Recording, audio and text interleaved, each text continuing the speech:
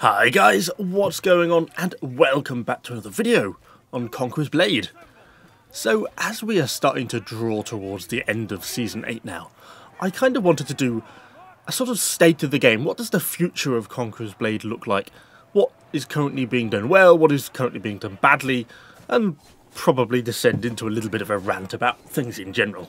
But I just thought, I don't know, might be interesting. So we'll kick things off with Season 8. I mean, I've said before in another video, I think it's been a bit of a tough season, this one.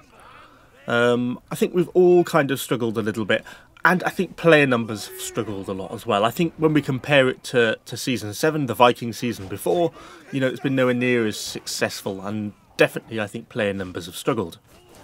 So why do I think that is? I think there's a couple of reasons. It's always going to be tough to compete with, you know, Vikings. That's always going to draw in more players and kind of, you know, make people more interested. But I also think a lot of it is down to the fact that we've had the same seasonal format now since Season 2. You know, we get 3 or 4 new units, we get the Battle Pass, and it's the same Battle Pass every season, you know, for the past 8 seasons. We get some form of seasonal currency.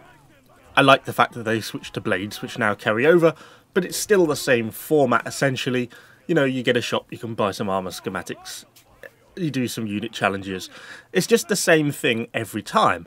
And there's only so many times you can essentially play the same game format again and again and again before people start to get bored of that. We've had no drastic reworks of, you know, territory war systems, any of the game modes.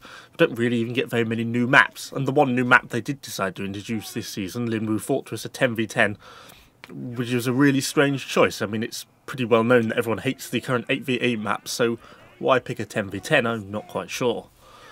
So I think this is all kind of leading to a lot of burnout amongst the more veteran player base. I think even I've had a real struggle sort of mid-season. I've kind of got back into it again a little bit now, actually. But yeah, I had a real struggle sort of mid-season, just feeling like it's just the sort of same thing over and over. And I think that's been a real problem. And if we sort of keep going in this direction, I think we're going to see the similar sort of problems going forwards into Season 9 and Season 10, depending on what they turn out to be. So hopefully we need a change in the style of season, in my opinion, because I think that's something that's gone a bit wrong.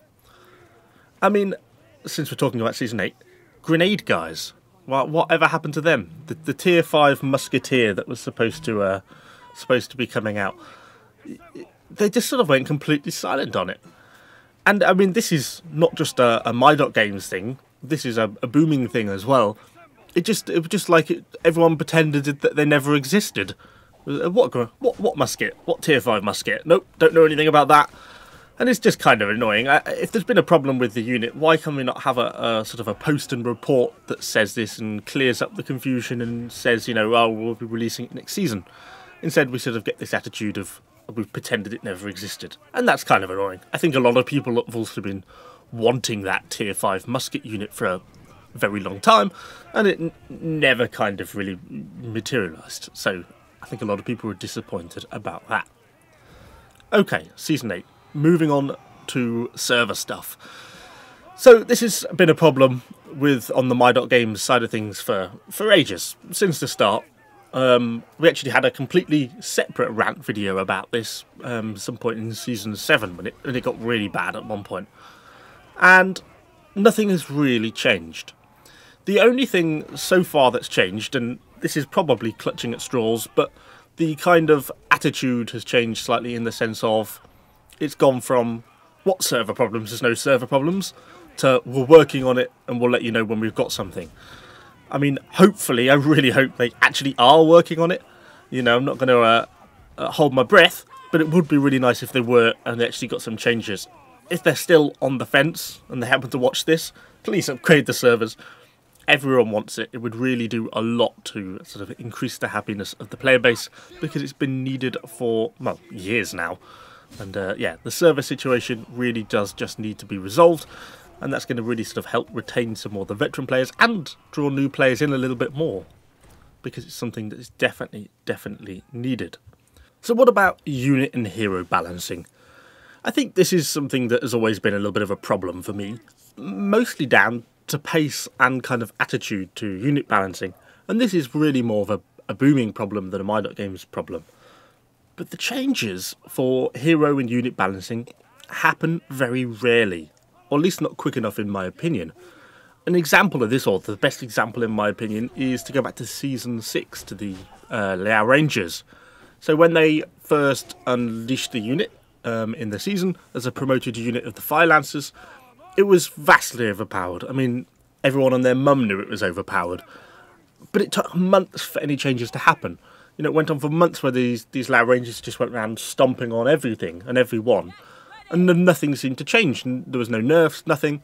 And then suddenly, 2 months later, they just absolutely threw the hammer at it and just completely flattened the unit, completely destroyed it.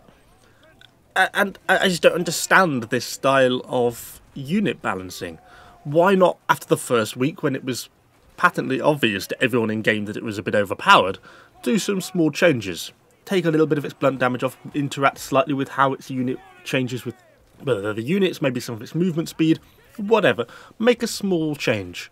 See how it performs over the next week. If it's still too powerful, make another small change. We don't need to have all the balancing done in one fell swoop. And, why does it take months to come to the conclusion that it's an overpowered unit? And so that kind of leads to a lot of frustration, I think, particularly when it's kind of a game-breaking unit like it can be at times. And so I kind of hope that we can get an increased speed to the unit balancing. And it's the same for me kind of with the unit reworks. I think this is really good in some of the things we've seen, particularly things like, the Palace Guards rework was really good. Big fan of that. I really enjoyed that. I think it really updated the unit very well. I think the Iron Reaper rework didn't go as well, in my opinion. I think it still had, a lot more drawbacks with it. But I kind of need to test them more with Sword, probably, so there's still a little bit more testing to do there. But still, it's not as nice as the Palace Guard rework. Why isn't there sort of a dedicated balancing team, which is responsible for these reworks, so we can get them going a little bit quicker? We should be getting a few of these a season, surely. I mean, it's not... Well, I was going to say it's not that hard. Maybe it is, but maybe there's some of you who've got more of a background in computing can advise on. But for balancing, you would think it's really just a number change, effectively. You're adjusting statistics here and there. We should be getting this a lot more regularly, in my opinion, for units that are over or underperforming. And then try and be bringing through a series of these reworks, or at the very least keep them going, don't drop off from them now, because the reworks are nice, and it does bring back units that are otherwise unused. I've seen more Palace Guards, over the last 2 months than I have in the last 2 years. Same with probably Iron Reapers as well. They were a unit that were well and truly dead and buried. At least by bringing a rework, it gets people to bring them back out, test them again, start to play with them, and that is a nice thing, in my opinion. So, yes to the reworks, let's have more of them, let's keep that sort of stuff coming. We've also recently had the whole fiasco with the whole server transfer message thing. If you didn't know, that's where essentially they obviously did some sort of internal joke on the dev build, and accidentally got localized and sent out with the main patch, and they basically put a message up that said if you clicked on server transfer, it said unless you're very rich, you'll never be able to afford a server transfer, something like that. Obviously that was going to go down badly. I guess it wasn't supposed to be put out, but when player relations between sort of mod.com or mod.games and players is currently pretty much at an all-time low, doing things like this is not exactly helping the situation. It's just kind of very frustrating when we get all this sort of stuff. It's just, it's just so unnecessary. I think, on top of that, there's always been a bit of a communication issue. The attitude has always been, it's better to say nothing, or they don't want to stoke the flames, they don't want to comment. But when this game has such a core veteran community, and so many of the players are made up from veteran players, everyone is perfectly aware what is going on. People aren't completely stupid. Everyone knows, and so this whole sort of, let's just keep quiet and not say anything attitude just doesn't really hold water very often, I don't think, and I think it just causes more trouble than it's worth. So I think it'd be really nice to have a much more open attitude going forwards. Let's have dev posts about what's changing, what's upcoming. Let's have a bit more of a roadmap about what's planned, and I think that would go down a lot better. And if there's problems, let's talk about the problems.